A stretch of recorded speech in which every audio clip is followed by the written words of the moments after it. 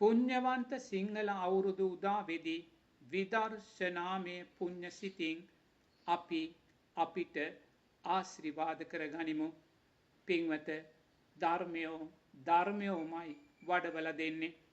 පින්වත, පරාජිත සංස්කාර ලෝකයක අපරාජිත දහමක් අපිට තියෙනවා.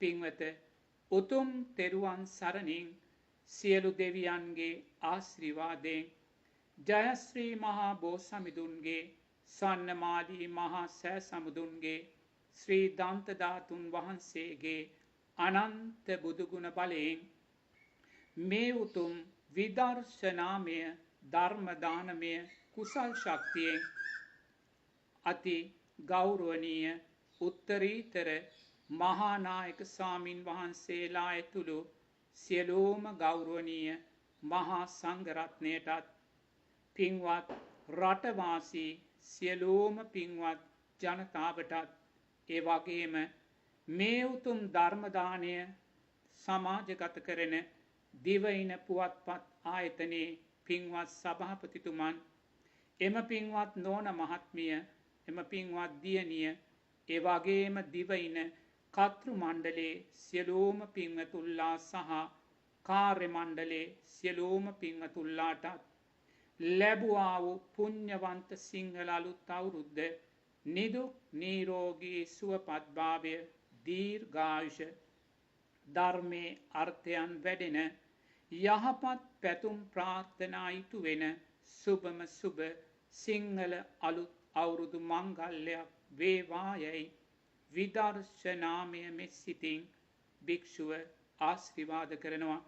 පින්වත, අපි අපිට ආශිර්වාද කර ගනිමු.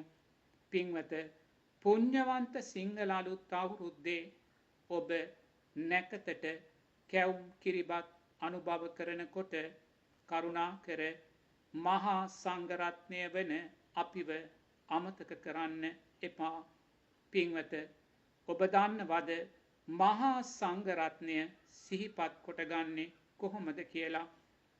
පින්වත, ආහාර මේසේ වාඩි වෙලා මොහොතක් දැස් පියාගෙන අපේ රටේ වැඩ සිටින 25,000ක් පමණ වෙන මහා සංඝරත්නය සිහියට නගා ගන්න.